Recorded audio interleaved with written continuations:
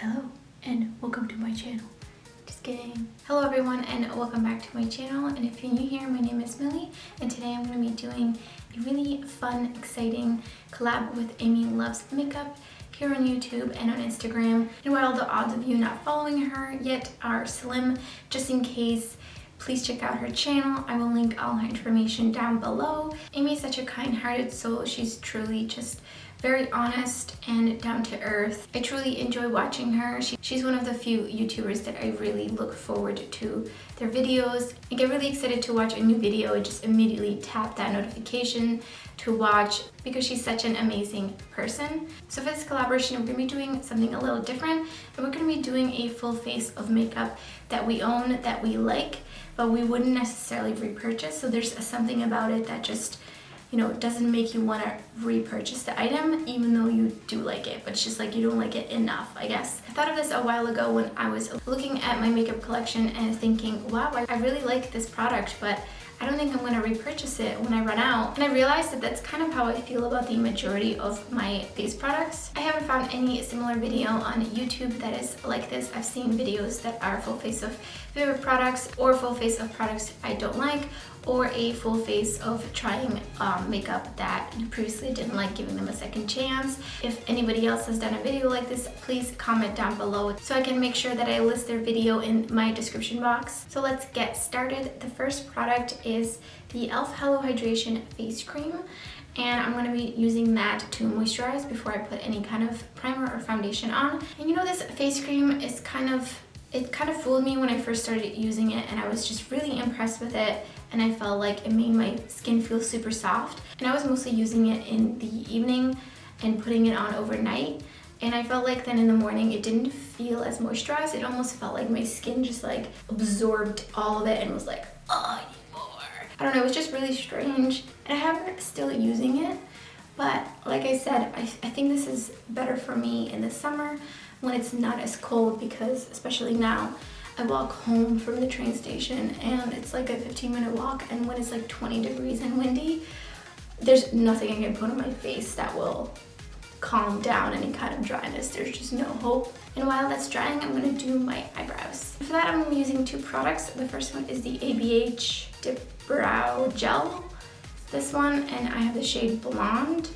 And when it first came out, I was like, oh, this might be like really cool. It might be just something to add a little bit more oomph to my eyebrows because they are pretty sparse in the front here, and I just like a little bit more volume there. So I just like to brush this up. And when I first got it, I hated it so much. I just felt like it was super goopy and it clumped my lashes and it just made them look super unnatural. But now that I've been using it for a little while, it feels like there's less product coming out, so it's not as bad, and it just seems like it's a little drier now, so it doesn't necessarily clump my eyebrow hairs together anymore. But I still just don't love it. I feel like sometimes if there ends up being too much on the spoolie, I feel like my eyebrows end up looking dirty. So it's kind of like a hit or miss. Sometimes I like it, sometimes I don't, but I don't think this is worth the money. I much prefer the Colourpop one or the Lime Crime Bushy Brow. So the next product is the Kat Von D Brow Struck Dimension Powder, and I bought this right before all the drama happened, and I definitely really liked it. I felt like at that time that's what I liked my eyebrows to look like, but nowadays I don't really like using it because that is not the style of brow that I like anymore. So it is definitely a good product. I do enjoy it, but again, like, that's not where I'm at now with my brows. So I like to just kind of lightly disperse this and fill in any kind of sparsity here. And then for the front, I just kind of do like a sharp line here, and then I brush up whatever is left. Okay, I think my moisturizer is absorbed, so now I'm going to go in with the Dr. Brandt Pores No More Luminizer Primer, which is this one. I remember getting this in a BoxyCharm, and it's weird because I like it, but not enough to want to keep it. Like, it's really nice, and I feel like it gives me a glow, and it works really well under foundation. But there's just something about it that I'm just like not good enough to want to purchase, especially because it's Dr. Brandt and his products are usually expensive. but at least there is a decent amount of product in here. 1 fluid ounce, it's like a regular amount, but it feels like a lot, and I've been using this for a while and I feel like it's still heavy, like there's a lot of product in there. So on a daily basis, I do my eyes before I do my base, unlike some of you other heathens. Just kidding. And so for that, I'm going to be using the P.Louise Base in shade 2, and I'm literally down to like this much from the tube, and I'm just trying to use it up.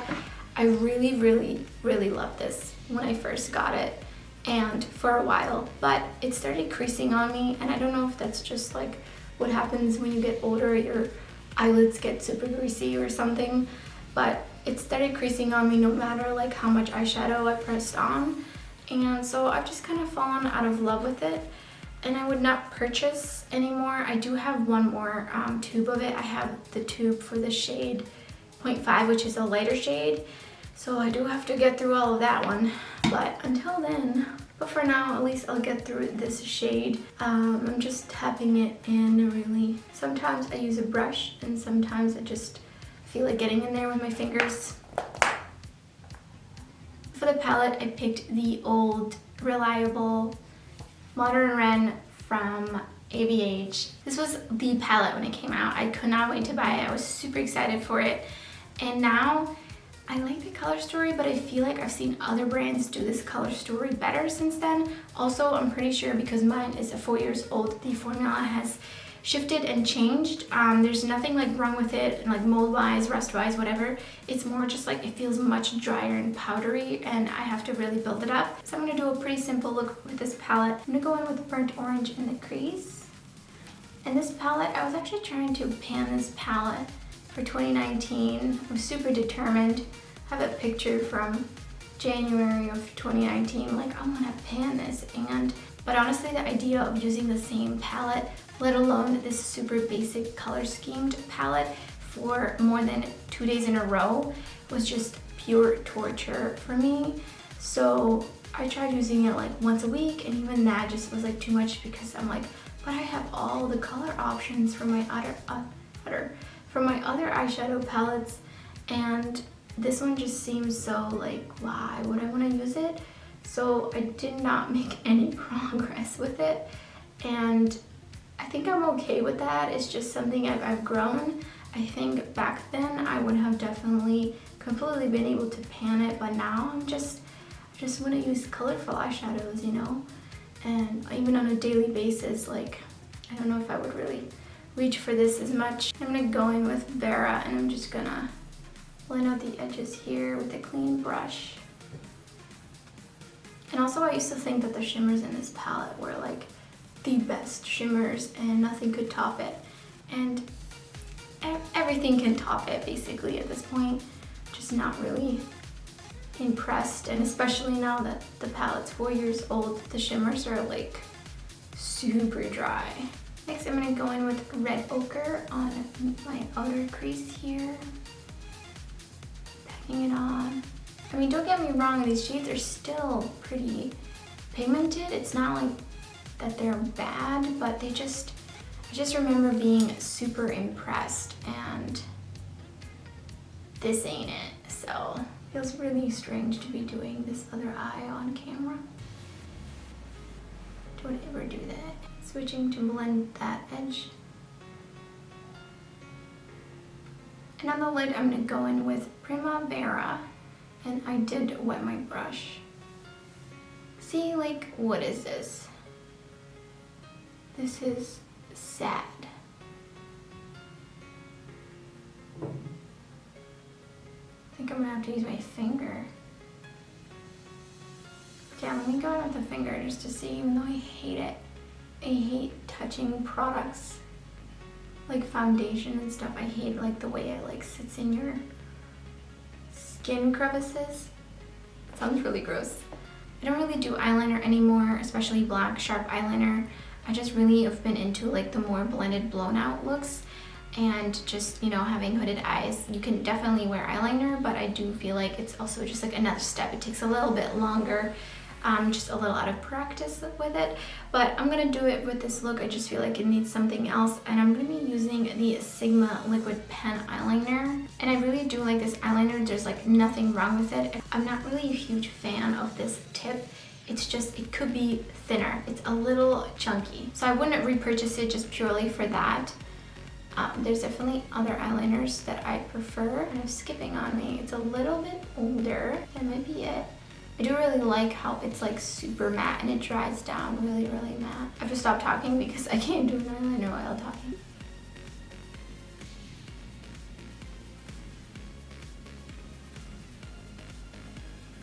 So I put on the other wing and they came out a little wonky, so I'm going to be fixing that later. But next I'm going to go in with mascara, and honestly there's so many mascaras that I kind of like but would not repurchase. One of them being the Milk Makeup Kush Waterproof. I have like the little mini. I bought the full size when it first came out of the non-waterproof one, and I heavily regretted that because it was absolute crap. It flaked so bad. It came off all over my under eyes and it was just trash basically. And so I had high hopes for this because I was like, well, maybe if that one doesn't hold a curl for me. I know waterproof mascaras usually do, so I had high hopes for this, but no, it doesn't. But it's okay, like it doesn't wear off on my under eyes as much, so I'm just kind of trying to get through it. But I wouldn't reuse it, but I do like the way it makes my lashes look. It makes them feel more like... So my memory card was full, so I don't know where I left off and where it stopped recording, but I was definitely talking about the Milk Makeup Kush Mascara, and I was saying that I do like the way it makes my lashes look. They look very like fluttery and natural versus like clumpy and heavy. I'm just not a huge fan of the whole not holding a curl thing, you know?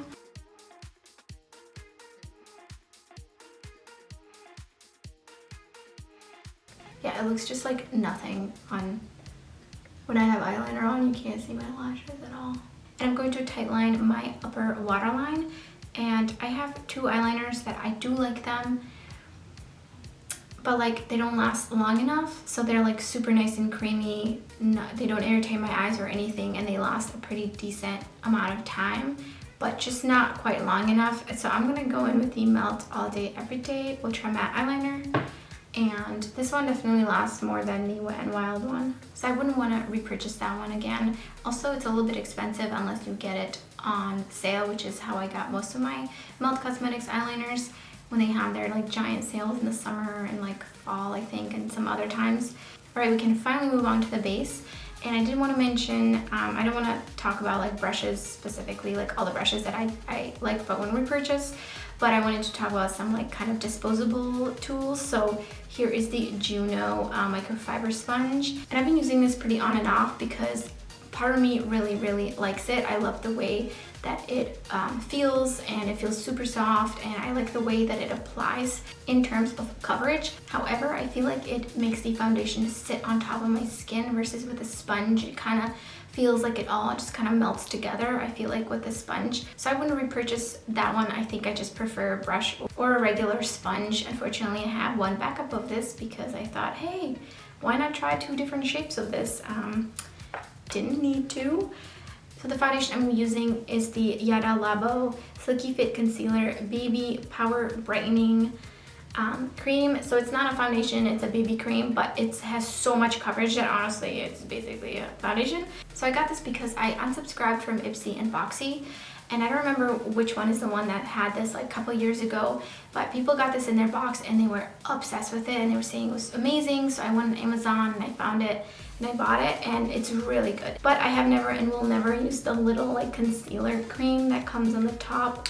I just know that would be disaster with my like oily situation. That would just end up everywhere. I have the shade, I don't know, I'm gonna have to find it, but it's definitely not the right shade and they don't have many shade options. So there's definitely a reason why I wouldn't want to buy it again. But the other reason is just like, I feel like sometimes I have good days with it and sometimes I don't. I think it also depends on what I'm wearing underneath it and what powder I'm setting it with, but that's just like too hit or miss for me, so I wouldn't want to repurchase this just for that. So the way I like to do it is start in the center and kind of put where the most product is into the center of my face where I really need the coverage, and then just blend it outwards to get less coverage there because I don't need it as much. And this is just really full coverage.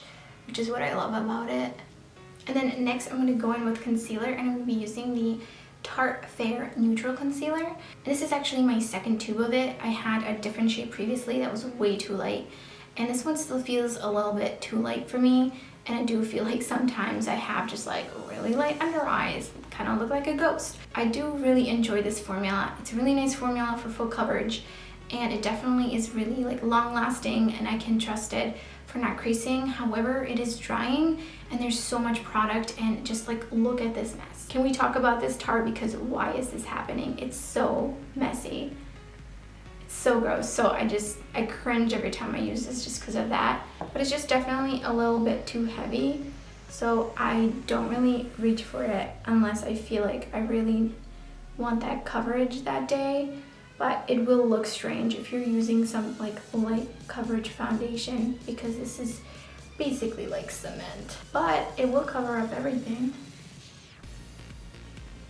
The powder I'm going to be setting my face and my under eyes with is the Colourpop No-Filter Sheer Pressed Powder, which is like this. I've actually got a little baby bang on there. I'm so excited. But I have the shade Fair, and I really enjoy this powder and for the under eyes and for the face, because I usually don't always love every powder for both of those tasks. I feel like those are a little bit different to me. I really enjoy this powder, but I feel like it doesn't really go well with every foundation. I feel like some foundation, it just separates, and it's not really long lasting if you're oily and just oil breaking through during the day. So I'm gonna also use that to set my face. And as of recent, I really just prefer loose powders versus pressed powders. Next, I'm gonna go in with a bronzer. This is the Physicians Formula Butter Bronzer. And while I do like this, and I love the smell. It smells like tropical paradise. And I definitely love this shade for my skin tone. I love the shade for my skin tone, but I'm like a little bit mixed on the formula. Yeah, there's nothing wrong with it. It blends really nicely, and it's a really nice shade. I think in the summer it's really great, but I just don't love the formula. Like I said, it's almost got like a sheen to it, and I just don't really prefer that. I like definitely more matte stuff. And for blush, I'm going in with the Between the Sheets Super Shock Cheek blush from Colourpop. This is what it looks like, and this is just totally my kind of tone. I love these kinds of more mauve blushes. Ever since they've come out with their stick formula, I don't really reach for this anymore. I like it because you can get a really nice light buildable application, but the other part for me is that this is the kind of formula that dries out, so I don't really feel like I want to have any kind of products that are this large in this pan, because by the time I use them out, they're definitely going to dry out. So that is just such a downside. I definitely much prefer their stick blushes. Those are so nice and really easy to use and very blendable. Highly recommend those. And for highlighter, I'm going to be using the Makeup Geek highlighter. This one is called Glitz. It has like a pinky sheen to it, and it's a really nice highlighter, like in terms of shine. However, I do feel like it really sits on top of the skin and accentuates lines. So I wouldn't repurchase it for that, but I do use it just because it is super pretty. It's a little bit more on the powdery side versus like a metallic side of some other highlighters. You can see that it's got like a really nice shine to it, but it is just a little bit too powdery, and there's some highlighters that I love the formulas of that I would definitely repurchase if I ever actually pan them, which like realistically, obviously, the chances of me panning this are pretty slim. And for the lipstick, I have the Colourpop Lux Lipstick in the shade Tiptoe, and this is what it looks like.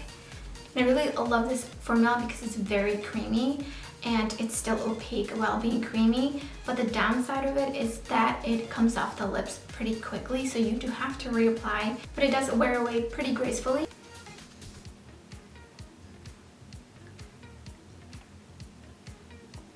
And the reason I wouldn't repurchase it is because even though I love the color, I love the formula, and I don't mind having to reapply, and I do also love the color of it, but it's just not something that if I made it through all of this, that I would want to repurchase to go through it again, because it is just so much product, and I have quite a few other lipsticks that I prefer the formula of just a little bit to this one. So that's really the main reason. And that is it. That's all the products that I like but wouldn't repurchase. And I'm so excited to watch Amy's video to see which products she picked. Make sure you head on over to her video. It will be linked down in the description box. And thank you so much, Amy, for collaborating with me. And that is all for this video. Thank you so much for watching, and I hope to see you next time.